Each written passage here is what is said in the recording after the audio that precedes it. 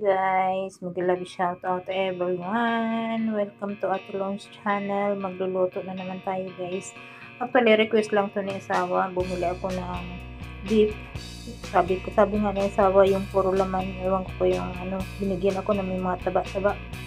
Pero ayan, pinahiwa ko na yan doon sa binilhan ko. Meron akong konting carrots at pumpkin. Siyempre, naghiwa tayo ng maraming sibuyas at may bawang. Ito yung may paste. Meron tayong butter doon. Ito yung pomegranate. Ano to guys? Yung, ang tawag nito? Basta ano to guys? Parang matamis na maasim yung lasa niya guys. Tapos meron ako dito yung chickpeas. So ayan. Umpisa natin magluto guys. Tinuro lang sa akin yung asawa kung paano to lulutuin. So itry natin kayo kung anong magiging resulta ng pinaluluto sa akin ni asawa guys. So ayan, maglagay ako ng konting butter. Di ako na rin siya tutunawin.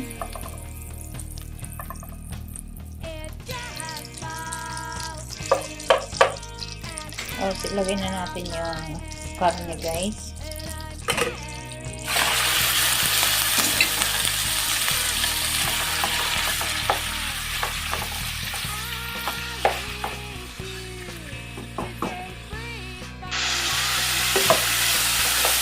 So, ayan. Naprito natin ng konti sa butter. Lagyan natin ng tubig guys para lumambot yung ating karne. Hindi muna natin yan lalagyan ng asin o paminta. Wala, ganyan lang siya para lambutin natin siya dyan.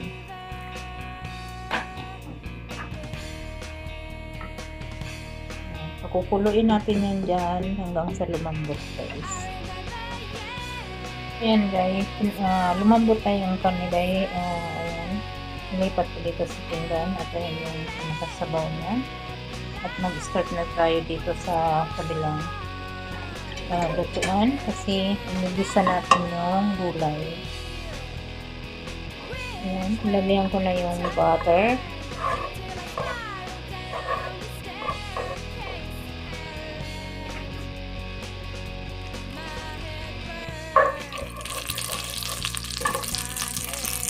Lagay ko na yung ating sibuyas. Medyo malalaki yung pagkahiwa ng sibuyas.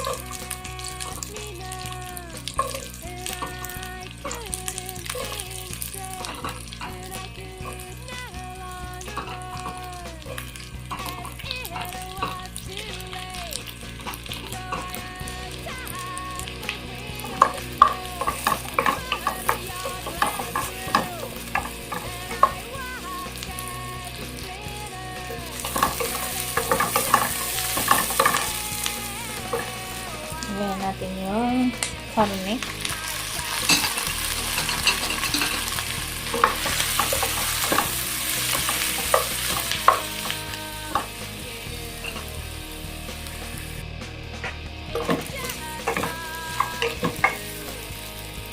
Lagyan ito yung carrots.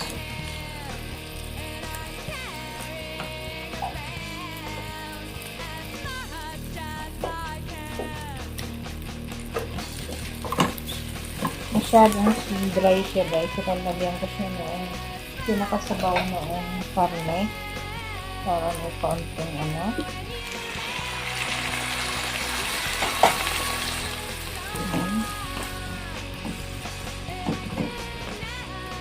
kaya lang natin siya maluto muna dyan bago ko ilagay yung kalabasa.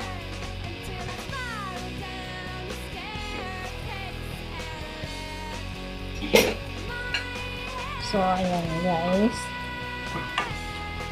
Medyo half cook na yung carrots. So, ilagay ko na yung ating kalabasa. Ilagay na natin yung pumpkin or kalabasang pula na tinatawag. Pero, hindi yan pula. Yellow. Yellow ba or orange?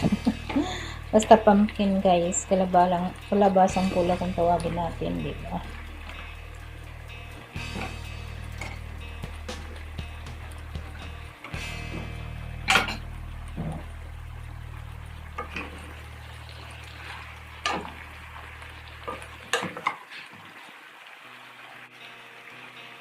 So, di ba guys, ayan, halos wala siyang sabaw kasi halos naubos na yung sabaw niya sa pagpalambot natin ng carrots. So, lagyan muna natin siya ng paminta. Ayan, maraming paminta. Kasi wala pang sangkap yan guys. Kanina pag palambot natin ng karne, wala pa. At asin. Tapos yung mix baharat. Ang tawag nila, mix spices guys. Ayan. Siyempre, hahaluin natin. Guys, lagyan natin ng konting tubig kasi halos tuyo na siya.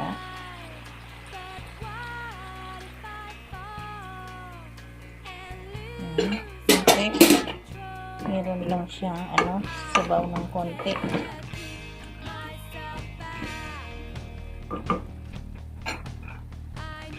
Tapos ilagay na natin yung ating tomato sauce or tomato paste.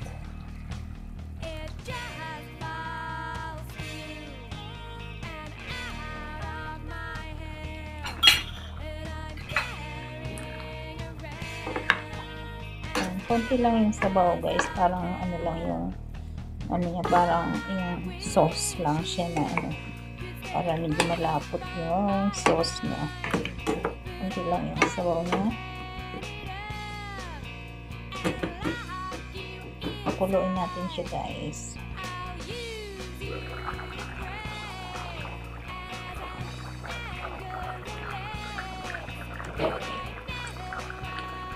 So, lalagyan na natin ito guys, yung to ng pomegranate, yung katas niya na yung ito guys, yung nasa bote siya.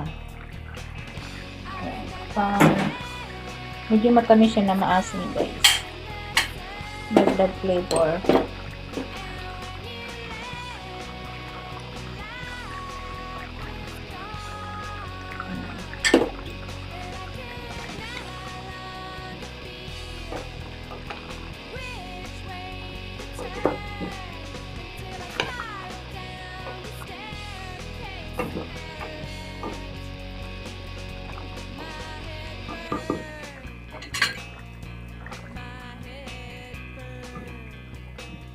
Ayan.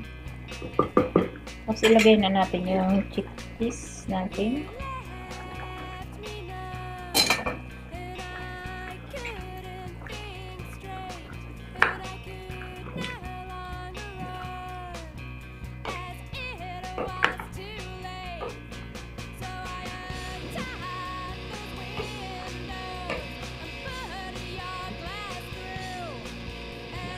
Pakuloyin natin siya.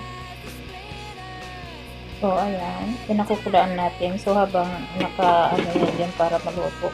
Meron ako dito maliit na frying pan. Maglagay ako ng butter.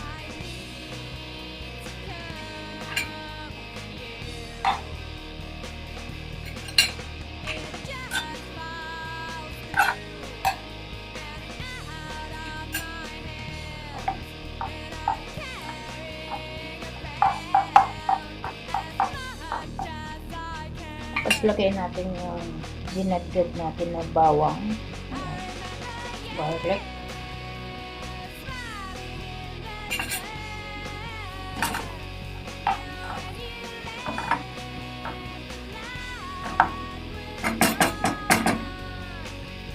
Ayan.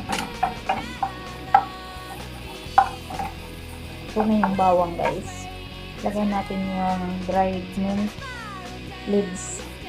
Yung mint sa Arabic na. Ayan.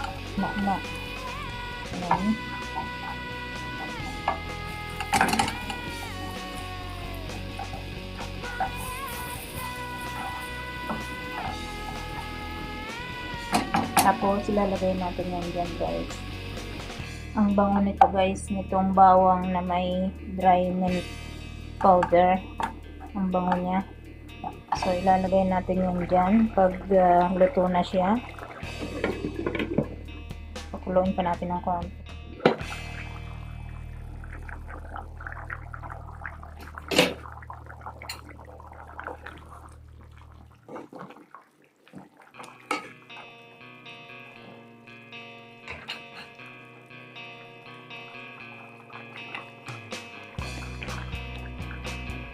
Ikaw na siya guys.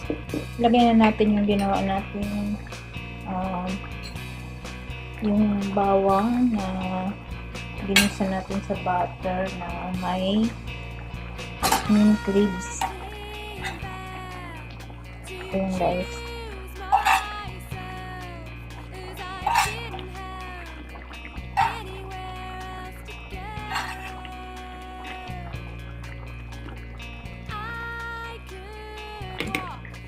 Ang bango. Ang bango.